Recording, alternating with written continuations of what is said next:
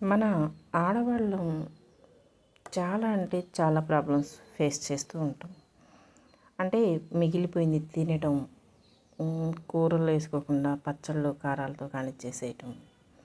అలాగే ఏ ఎక్సర్సైజ్ కానీ వాకింగ్ కానీ వ్యాయామం కానీ చేయకపోవటం, ఇంట్లో పనులతోటే సరిపోతుంది కదా అని చెప్పేసి అనుకోవటం. మన కోసం మనం ఒక 10 నిమిషాలు కేటాయించుకోలేం. కనీసం మన హెల్త్ గురించి మనం పట్టించుకోం, మన బాడీ ఫిట్నెస్ గురించి మనం పట్టించుకోం. ఏ కాడికి ఫ్యామిలీ ఫ్యామిలీ ఫ్యామిలీ. మనం పుట్టి పెరిగిన దగ్గర నుంచి చిన్నతనంలో అమ్మ చేసి పెడితే తిని చక్కగా ఒళ్ళు అలసేంతవరకు ఆడుకొని కంటి నిండా నిద్రపోయేవాళ్ళం. ఇప్పుడు మనం లేడీస్ వరకు ఎంత ఓపిక ఉంటే అంత సాకిరి ఫ్యామిలీ మెంబర్స్కి కేటాయించేసేయటం, ఏదో మిగిలిపోయింది కాస్త కోస్తుంటే తినేసేయటం, సర్దిది బొద్దితుంటే పొట్టలో డస్ట్బిన్ లాగా పొట్టలో వేసేసుకోవటం, తినటం మెదలుకొని ఊరుకోవటం. కానీ మన హెల్త్ గురించి మనం పట్టించుకోం. నిజానికి అసలు ఆడవాళ్ళు ఎదుర్కొనే అన్ని ప్రాబ్లమ్స్ ఎవరు ఎదుర్కోరేమో. బాల్యంలో ఎంత ఆనందంగా, ఎంత ఉత్సాహంగా, ఎంత హ్యాపీగా గడిపేస్తాం. అసలు జీవితం అంటే ఒక ఆనంద నిలయం, ఒక పూల తోటలాగా ఉంటుంది మన లేడీస్కి. చదువుకునే రోజులు కావచ్చు, కాలేజీ డేస్ కావచ్చు, మన బాల్యం అంతా ఒక పూలవనంలాగా ఎంత అద్భుతంగా జరిగిపోతుందో తెలియదు.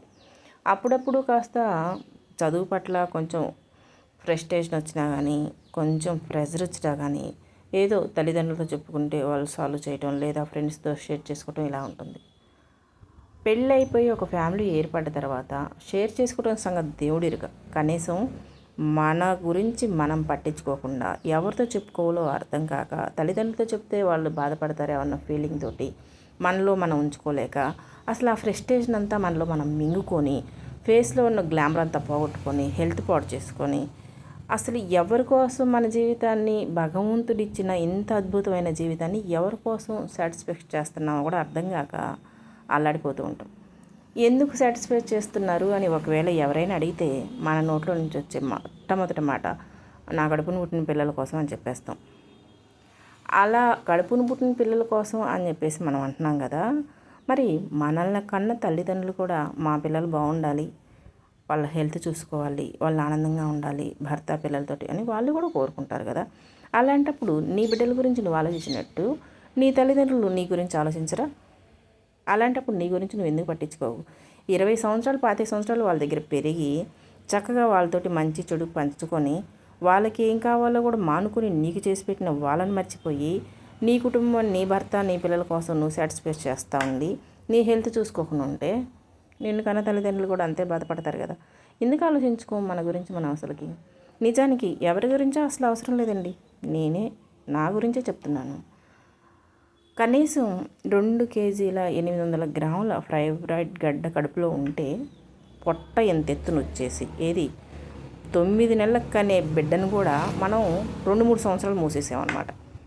9 నెలలకు కంటే మళ్ళీ మామూలుగా వచ్చేసేది రాదు కదా. అందుకని చెప్పేసి 2 కేజీల 800 గ్రాములు ఉన్న ఫైబ్రాయిడ్ గడ్డని మనం 2-3 సంవత్సరాలు ఏకదాటిగా మోసేసాం.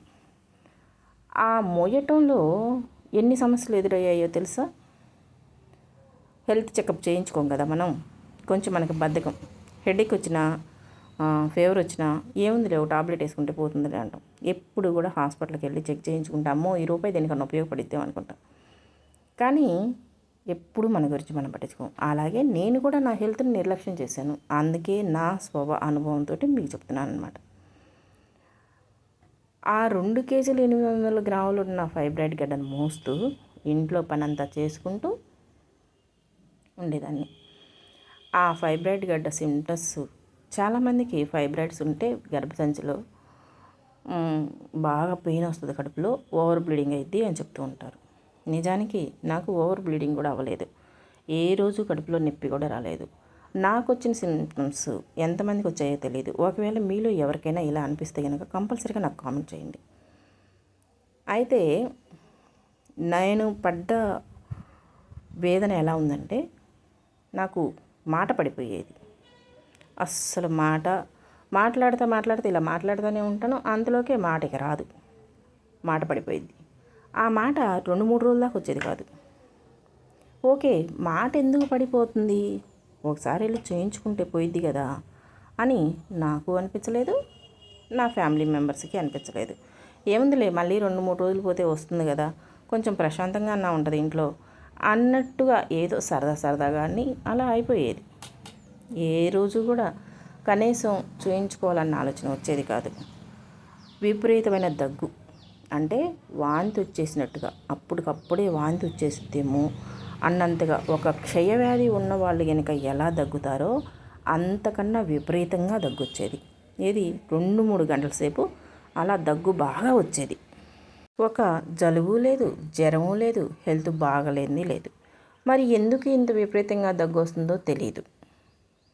అలా దగ్గు రావటం, ఆ 2-3 గంటల సేపు దగ్గటం, అటు తిరగటం, అటు మెసలటం, ఇటు మెసలటం, ఇలాగా ఇదే విధంగా మాట పడిపోవటం, అప్పటికప్పుడే మామూలుగా వచ్చేసి దగ్గు రావటం, బాగా నడుముల దగ్గర నుంచి ఇక కాలు బారికి జాలు నొప్పిలాగా రావటం, 2 కాళ్ళు అంటే కండలు కట్టడం కాదు కానీ బాగా నడుము దగ్గర నుంచి బారికి జాలు నొప్పి రావటం. ఎంత పెయిన్ వచ్చినా కూడా ఏదో ఇంట్లో పని కొంచెం ఎక్కువ అవటం వల్ల అలా అనిపిస్తుందేమో, వయసు మీద పడుతుంది కదా అన్నట్టు ఉండేది. పోనీ వయసు ఎంత ఉంటుంది అంటే 38, 40, మ్యాక్సిమం 38 సంవత్సరాలు. సరే, ఇలాగే 2-3 సంవత్సరాలు గడిచిపోయింది.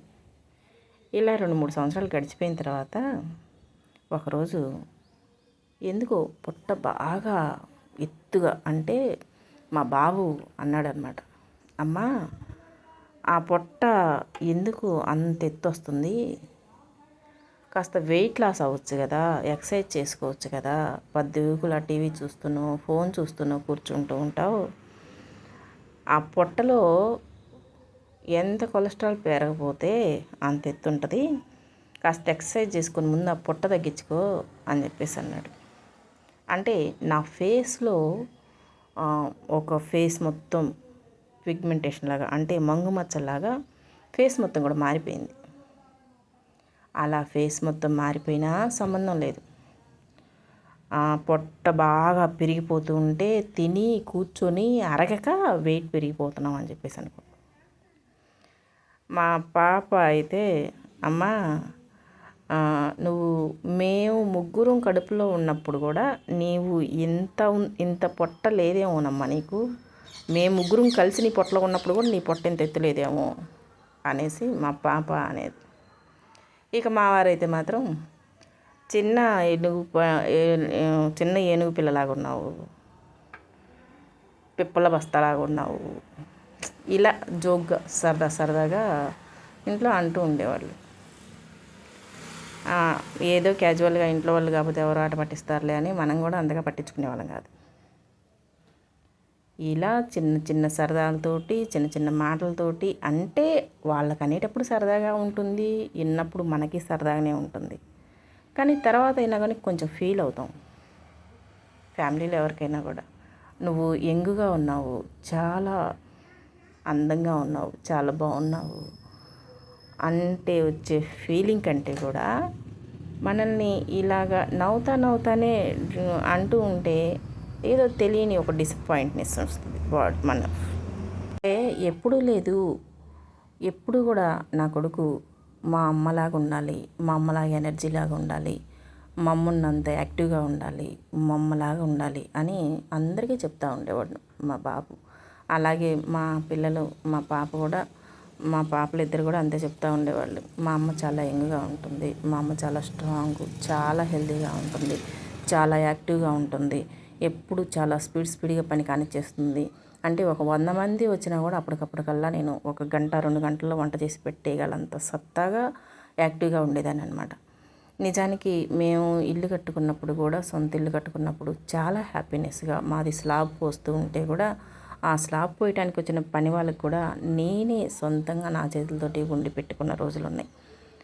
అలాంటిది అంత 2-3 సంవత్సరాల్లోనే నా ఫేస్ ఇంత మారిపోయి, నేను ఫుల్గా బ్లాక్ అయిపోయి, బాగా వెయిట్ పెరిగిపోయి, సడన్గా మాట పడిపోతూ, అప్పటికప్పుడు దగ్గు వస్తూ, బాడీ పెయిన్స్, కాళ్ళు బాగా జాలు నొప్పులు రావటం, ఇవన్నీ ఉంటున్నా కూడా మన హెల్త్ గురించి మనమే పట్టించుకోనంతగా ఉండేవాళ్ళు ఎవరమ్మా ఈ సమాజంలో అంటే ఒక్క ఆడవాళ్ళ మాత్రమేనండి.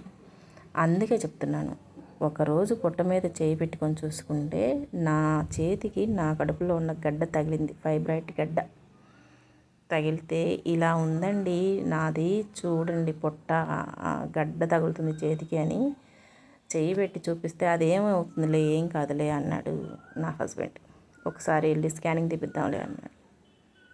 అంటే నేను పోయే రోజు దగ్గరికి వచ్చిందని చెప్పేసి ఒకళ్ళు చెప్పాను, లేకపోతే మామూలుగా వచ్చేసి బతికి ఉండాలన్న నూకల భూమి మీద ఉండి బతికానో తెలియదు. కానీ హాస్పిటల్కి వెళ్ళి స్కానింగ్ తీస్తే అప్పటికప్పుడే సర్జరీ చేయాలన్నారు. ఎంత తొందరగా వీలైతే అంత తొందరగా సర్జరీ చేయాలన్నారు. సరే చేయించవచ్చులే, తొందర ఉంది, నేను ఇప్పుడే చేయించుకోనులే అని చెప్పేసి అన్నాను. లేదు చేయించుకోవాలి అన్నారు. అప్పటికప్పుడు బ్లడ్ ఎక్కిచ్చేసి స్కాన్ సర్జరీ చేయించి తీస్తే మన గర్భసంచికి ఉండే యూట్రస్ ఒక సైడ్ కట్ చేస్తేనేమో చీము నెత్తురు, ఇంకో సైడ్ కట్ చేస్తేనేమో పురుగులు, ఈ గడ్డ వచ్చేసేమో 2 కేజీల 800 గ్రాములు ఉంది. నేను స్కానింగ్ తీయించుకొని సర్జరీ చేయించుకోవడానికి వెళ్ళే టైము వారం రోజులు ఉంది. ఈ వారం రోజుల్లోనే అది మళ్ళీ ఆ గడ్డ 2 మిలియన్ గ్రాములు పెరిగిందట. అంటే ఆ గడ్డ పెరగటం అంత స్పీడ్గా పెరిగిపోతుంది. ఎప్పుడు నీకు నొప్పి రాలేదా అని అడిగితే నిజంగానే నాకు ఎప్పుడు నొప్పి రాలేదు. అలాగనే అందరికీ ఫైబ్రాయిడ్స్ ఉంటే నొప్పి వస్తుంది అని లేదు, నొప్పి రాదు అని లేదు. కొన్ని సిమ్టమ్స్ మన బాడీ మనకి సంకేతాలు ఇస్తూ ఉంటుంది. అందుకే ఆడవాళ్ళు ఇప్పుడు కూడా హెల్త్ కేర్ తీసుకోవాలి, ఇది మాత్రం కంపల్సరీ.